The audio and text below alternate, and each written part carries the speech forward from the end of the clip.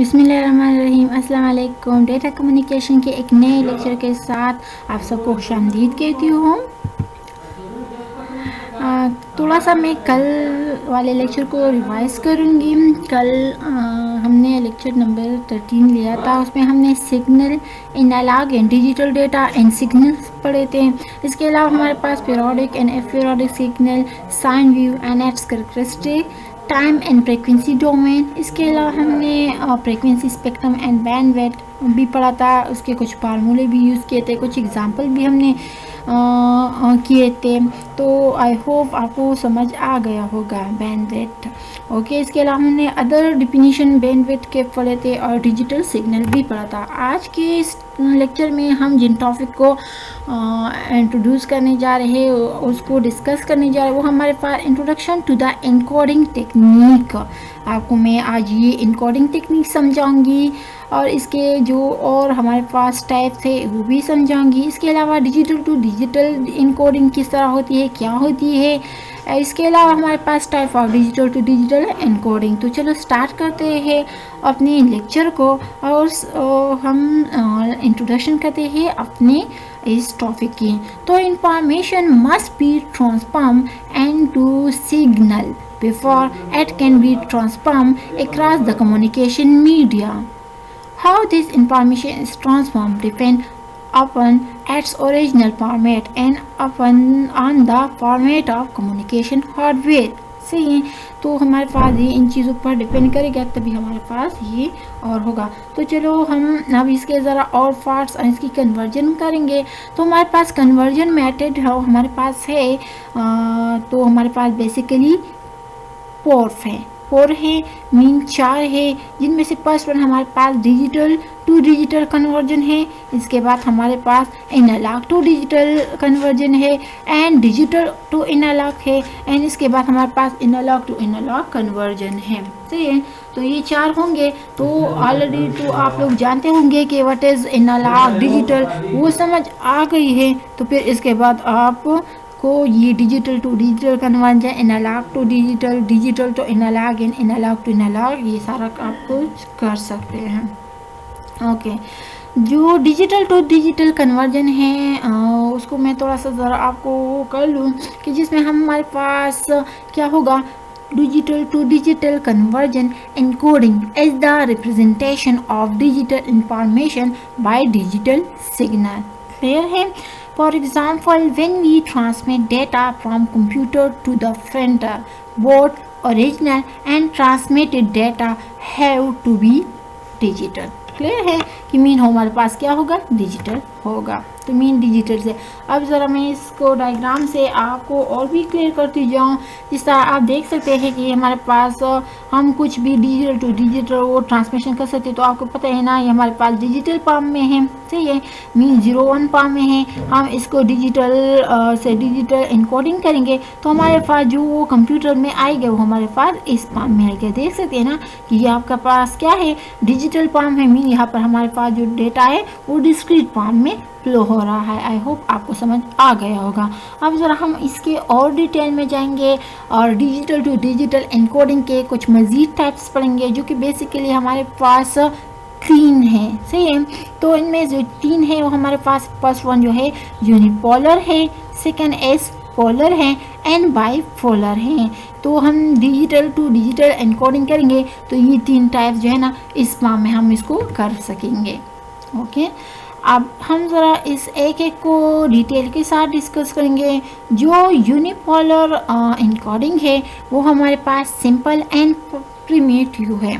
सही है, इसके अलावा हमारे पास almost absolute today study provide introduction to concept and problem involved with more complex encoding problem। अच्छा, इन यूनिपोलर को मैं थोड़ा सा इनकोडिंग ज़रा आपको डायग्राम के थ्रू समझाऊँ तो आप देख सकते हैं ये हमारे पास वो फ्रीक्वेंसी टाइम वो रिप्रेजेंट करेगा, जो कि हमारे पास एम्पलीट्यूड रिप्रेजेंट करेगा। आप देख सकते हैं 0 जो है ना हमारे पास जो है 0 और 1 तो आप लोग समझ गए ना कि 0 जो है हमारे पास ऑफ को रिप्रेजेंट करेगा और 1 जो है हमारे पास ऑन को रिप्रेजेंट करेगा। तो यहाँ पर हमारे पास ये डिजिटल वैल्यू है, इसको हम इसी तरह डिजिटल फॉर्म में लेंगे। तो अभी देख सकते हैं आप इस लाइन के साथ जो ये आपका जो डिजिटल फॉर्म में ये फ्लो हो रहा है, तो ये मीन 0 को रिप्रेजेंट करे। सही है। अब ज़रा ऊपर गया, ऊपर इस तरह वो फ्लो हो रहा है तो मीन ये 1 है। अब नीचे 0 मीन यहाँ 0 है, फिर अगेन 0 आ रहा है तो ये भी इस तरह फ्लो में जा रहा है। फिर 1 आ गया तो ऊपर चला गया। सही है। तो वो इस तरह फ्लो करेगा। अब दोबारा ज़रा वो 1 आएगा तो दोबारा इस तरह, फिर तो अब दोबारा इसके बाद 0 आ गए तो हम ज़रा नीचे में आएंगे। क्लियर है यहाँ तक? तो ये हमारे पास यूनिपोलर एनकोडिंग होगी।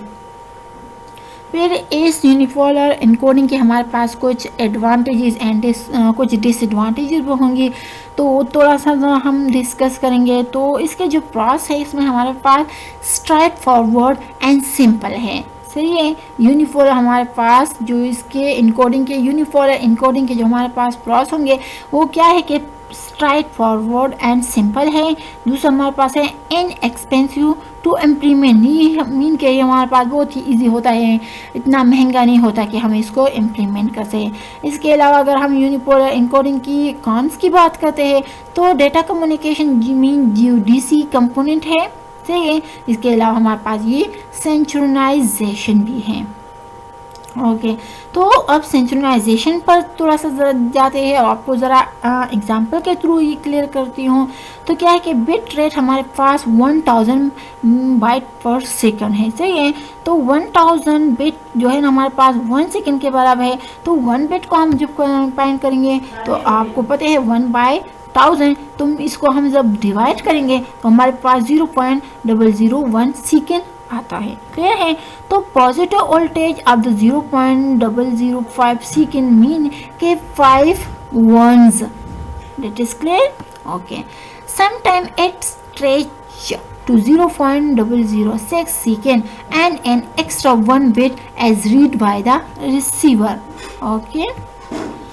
ओके चलो अब नेक्स्ट जो हमारे पास टाइप है वो पोलर का इनकोडिंग है। ये ज़रा मैं आपको समझाऊँ कि पोलर इनकोडिंग क्या होते हैं। तो polar encoding use 2 voltage level, 1 voltage and 1 voltage जो है ना हमारे पास पॉजिटिव होगा and the other voltage is negative. Clear है। पॉजिटिव एंड नेगेटिव वोल्टेज होंगे, 2 वोल्टेज होंगे तो 1 negative and second is the positive. Okay average voltage level on the line as reduce. Okay ये बात याद रखनी है कि एवरेज वोल्टेज होगी लाइन पर reduce. DC component problem of the unipolar encoding is elevated. Okay अच्छा यहाँ पर हमारे पास पोलर इनकोडिंग की भी हमारे पास कुछ सब पार्ट्स हैं तो उनको ज़रा हम डिस्कस करेंगे। तो हमारे पास बेसिकली जो पोलर इनकोडिंग है ये हमारे पास इनके जो बेसिक टाइप्स हैं वो हमारे पास 3 है, NRZ, RZ and by face. ये क्या है ये हम आगे लेक्चर में डिटेल के साथ पढ़ेंगे। अब हमारे पास जो NRZ है उसको अगेन हमने 2 में डिवाइड किया। एक हमारे पास NRZ L है एंड दूसरा NRZ आई है। क्लियर है। और इसके बाद हमने बाईफेज जो है इसको भी हमने 2 में वो किया है, डिवाइड किया है। एक हमारे पास मैनचेस्टर है, दूसरा हमारे पास डिफरेंशियल मैनचेस्टर है। ओके तो ज़रा आगे जाएंगे और हम जो NRZ मीन जो नॉन रिटर्न टू ज़ीरो जो कि हमारे पास किसका टाइप था NRZ। सही पोलर का जो फर्स्ट टाइप था उसको हम ज़रा डिटेल के साथ करेंगे। तो ये हमारे पास क्या है कि the level of signal as either positive और नेगेटिव। क्लियर। तो इसको अगेन हमने वो किया था कि NRZ L and NRZ I। Clear है ना कि पॉजिटिव एंड नेगेटिव होंगे ये लेवल के लिहाज से। ओके तो non return to zero level जो हम अभी थोड़ा सा यहाँ मैं आपको ये दोनों ज़रा क्लियर कर दूंगी सेम। तो किस तरह हमारे पास है आप देख सकते हैं। ओके सही है। अच्छा, देख सकते हैं हमारे पास दोनों में थोड़ा सा ज़रा डिफरेंस है। ओके, डिफरेंस क्या है आप देख सकते हैं, हमारे पास 0 पर ऊपर है, 1 हमारे पास नीचे है। देख सकते हैं ये 0 पर ऊपर है, ज़रा उसके उलट है, मीन नॉन है ना, तो यहाँ पर हमारे पास 1 है, तो ये हमारे पास नीचे की तरफ से ही है।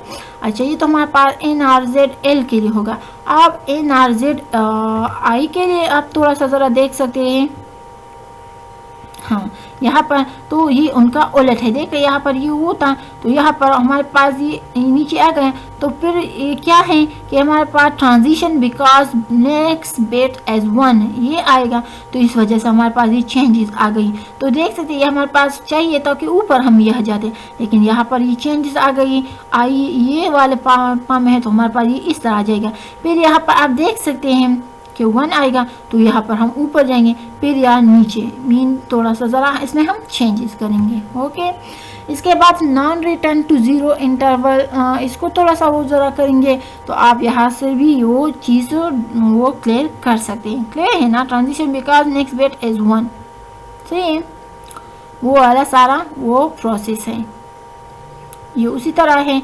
जबकि ये हमारे पास देख रहे हैं, सही है, यहाँ पर थोड़ी सी ज़रा चेंजेस आ गए। ओके, अच्छा, फिर हम इस आज की लेक्चर की समरी करेंगे। आज के लेक्चर में हमने क्या क्या चीज़ें डिस्कस करी, तो पहले तो हमने introduction to the encoding technique पढ़ ली, इसके बाद डिजिटल टू डिजिटल इनकोडिंग पढ़ लिया, और फिर types of digital to digital encoding, फिर यूनिपोलर पोलर इनकोडिंग कर लिया, एंड पोलर इनकोडिंग के अंदर हम ज़रा आगे भी चल गए, NRZ भी हमने कर लिया। तो आई थिंक आई होप आपको आज की लेक्चर जो है ना समझ आ गई होंगी। अगर कोई इशू हो, कोई प्रॉब्लम हो, समझ ना आया हो, तो आप कमेंट्स में ज़रूर लिख सकते हैं, मैं आपके कमेंट्स का वेट करूँगी।